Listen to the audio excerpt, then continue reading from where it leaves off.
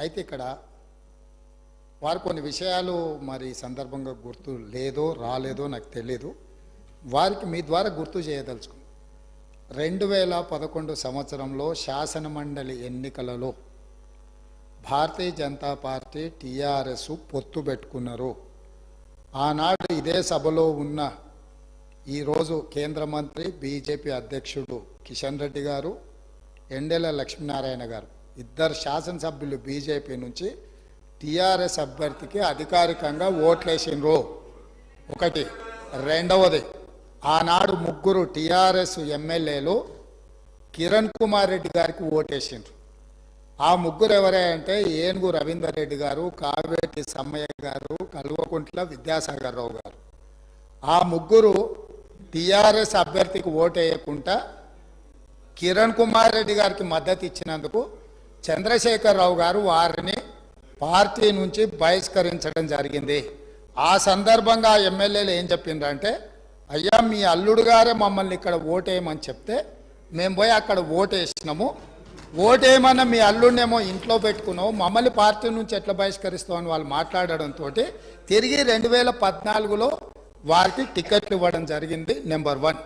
Number 2, 2014 నుంచి 2023 వరకు పార్లమెంటులో ఏ సందర్భం వచ్చినా అధికారికంగా అక్కడ రికార్డులు ఉన్నాయి. కావాలంటే వారి పెద్దలు పోచారం శ్రీనివాసరెడ్డి గారు, నామ నాగేశ్వరరావు గారికో లేకపోతే కేశవరావు గారికో వారు అడిగితే ఎన్ని బిల్లులు వచ్చినప్పుడు లోక్సభలో కానీ రాజ్యసభలో కానీ వారు ఎవరి పక్షాన నిలబడి ఎవరికి మద్దతు పలికినరో అక్కడ సజీవంగా సాక్ష్యాలు ఉంటాయి. 3 తలాక్ కావచ్చు, 370 ఆర్టికల్ కావచ్చు, రైతు వ్యతిరేక నల్ల చట్టాలు కావచ్చు, జిఎస్టీ కావచ్చు, నోట్ల రద్దు కావచ్చు, ఇట్లా చెప్పుకుంటూ వెళ్తే కొన్ని వందల బిల్లులు లోక్సభలో రాజ్యసభలో వచ్చినప్పుడు టీఆర్ఎస్ పార్టీ స్పష్టంగా ఒక సందర్భంలో రాజ్యసభ సభ్యుడు అక్కడ బిల్లు ఉన్నదంటే ప్రత్యేకమైన విమానం వేసుకొని పోయి మోడీ గారికి అనుకూలంగా ఓటేయడం జరిగింది. Bharatiya Janata party, BRS, BJP ఒకే రకమైన ఆలోచన విధానంతో గత 10 సంవత్సరాలు ప్రభుత్వాలను కలిసి నడుపుకున్నారు. వాళ్ళిద్దరు కలిసి చర్చించుకున్నారు.